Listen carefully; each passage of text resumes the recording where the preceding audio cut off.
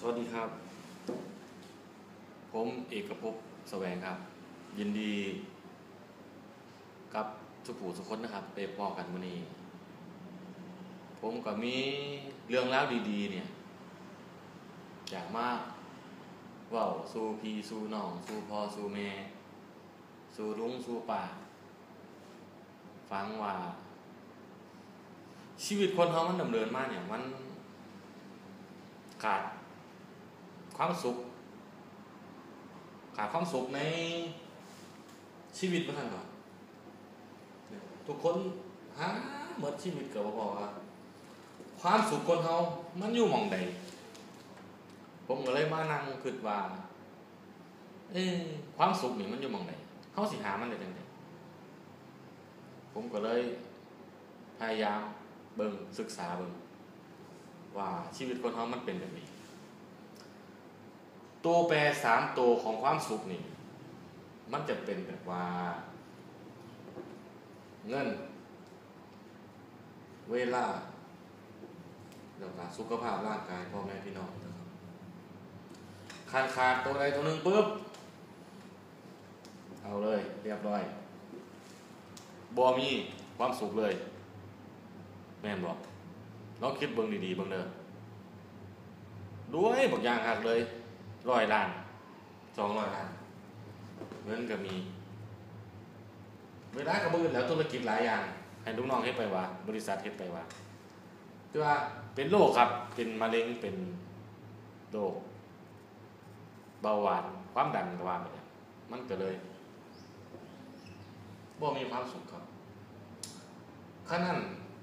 คันเฮาจะมีความสุขได้มันก็ต้องมีทั้งเงินทั้งเวลาทั้งสุขภาพพร้อมกันพี่น้องว่าแม่นบ่ครับผมก็เลยมาคิดว่าคนเฮาตั้งแต่เกิดจนฮอดตายเนี่ยมันสิมียามสุขตอนไหนผมก็เลยมากันเนาะ100 ปีเลยอยู่โดนเอา50ชั่วโมงนี้นะ60ไปเรื่อยๆนะ40 20 ปีเนาะ40 ปีเนาะ50อยู่นี่นะเครื่องร้อยพอดีนี่60 ปีเนาะ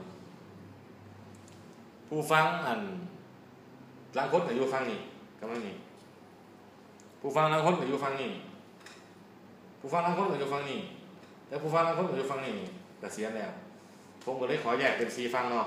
0ของ20 ปีฟังนึง20มา40 ปีฟังนึงเอา50กับ60นี่รวมกันอีกฟังนึงเป็น4ช่วงชีวิตไปครับคนเฮาสิมี4ช่วงชีวิตจนฮอดตายเอาตายน้อยอยู่โดนไหมแบบสุขภาพดีเนาะ เกิดจนฮอด20กาเงินกับบ่มีดอกเพราะว่าขอพ่อขอแม่เวลาหลายโพดไปหาเฮ็ดเซ็งก็ได้สุขภาพก็ดีแต่ว่าการมันก็บ่ครบคือเก่ามันก็ยังขาดความสุขความมีอิสรภาพทางการเงินทางเวลาเพราะปัจจุบันหลังจาก20ไปแล้วเริ่มเรียนจบเนาะมา40เงินก็เริ่มมีแน่แล้วเด้พอเฮ็ดงานแต่เฮ็ดงานมีเวลาบ่ก็บ่มีแล้วเพราะว่าเฮ็ดงานสุขภาพดีก็ดีแน่บ่ครบอีกแล้วเป็นจังไดบัดนี้ยังมีความสุขก็ช่วงนี้ครับ40 ถึง 60เนาะมีความสุขแล้วได้อุ้มหลานแล้วทั้งคนเงินก็มีแล้วเวลาบางคนก็มีบางคนก็บ่มีเด้สุขภาพมันแห้งหนักเลยบางคนก็ดีบางคนก็บ่ดีเอาแนวน้องบัดตานี่โอเคบ่ครบคือเก่าจากนี้ไปพี่น้องบัดนี้มีความสุขแล้วเฮาเกษียณแล้วเงินก็มีบัดนี้เวลาก็มีแต่สุขภาพ180บ่ดีก็เลยว่าจากเกิดจนฮอดมื้อตายบ่มีวันสุขได้เพราะว่ามันมีกรรม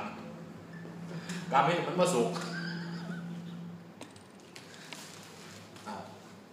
นนี้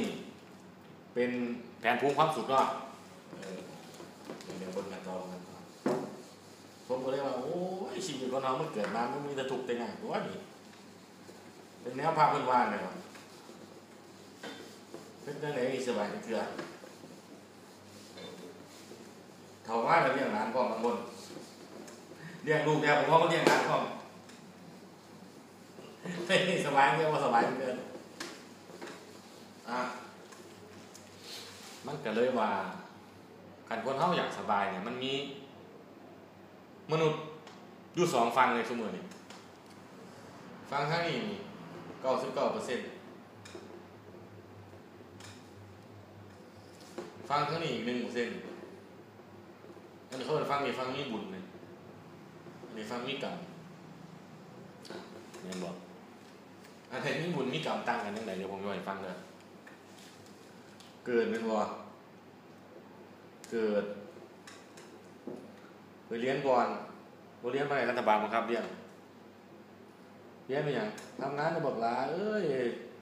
ทำงานดีๆหาเงินไม่พอซอยพ่อซอยแม่ซอยปู่ซอยย่าซอยตาซอยยายเนาะแม่นหาใส่เจ้าของนะครับประมาณทำงานเพื่อรายได้กูต้องมีรายได้บ่มีอย่างไรรายได้มีรายจ่ายหมดทุกคนอ่ะ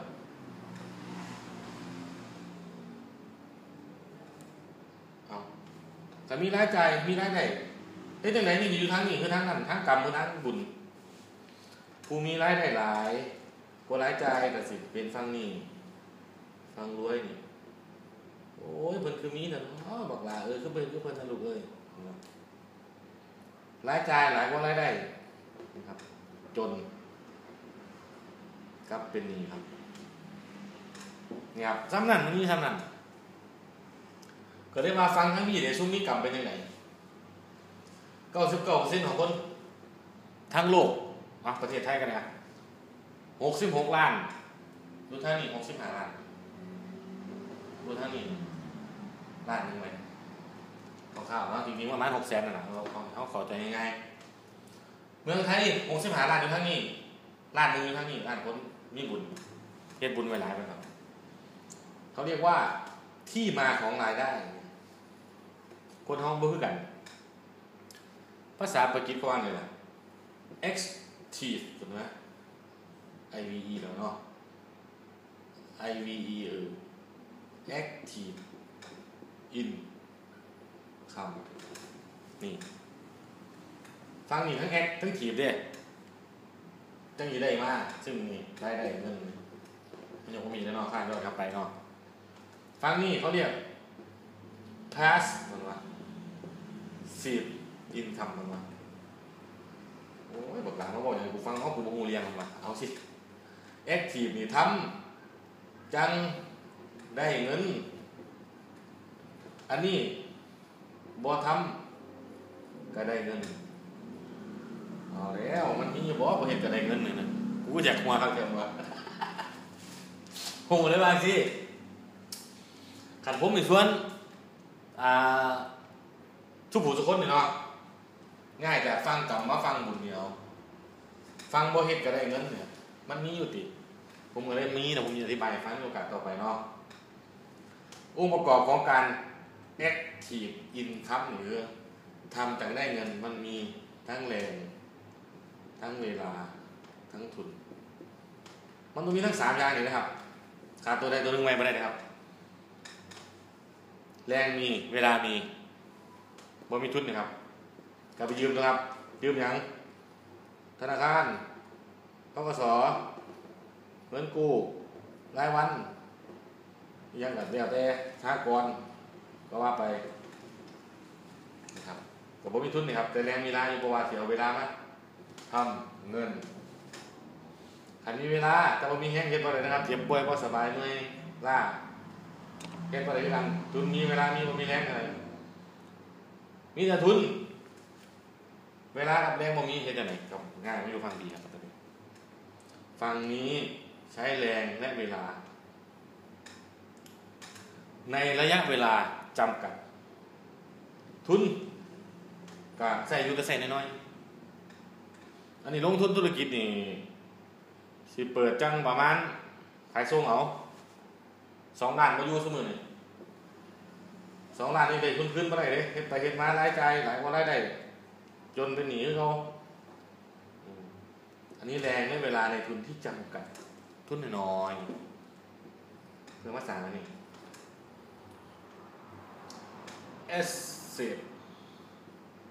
สินทรัพย์หรือทรัพย์สินที่สร้างรายได้ให้เราได้เห็นว่านี่อย่างไรก็คิดบอกอ่ะบางคนนี่มีแรงในเวลาหาเงินมา100 ล้านโอ้ยกูหามา20 ปีเลย100 ล้านฝากกินดอกอย่างเดียวเลยเดือนละ3 ถึง 4 แสนนี่คือเป็นรายได้เลยครับสร้างห้องเช่า20 30 ห้องหอพัก100 ห้องก็ว่าไปใส่แรงในเวลาครับแต่ว่าเขาต้องใส่ทุนจำนวนมากเพราะเขามีทุนหลายเนาะครับมาสั่งนี่ครับ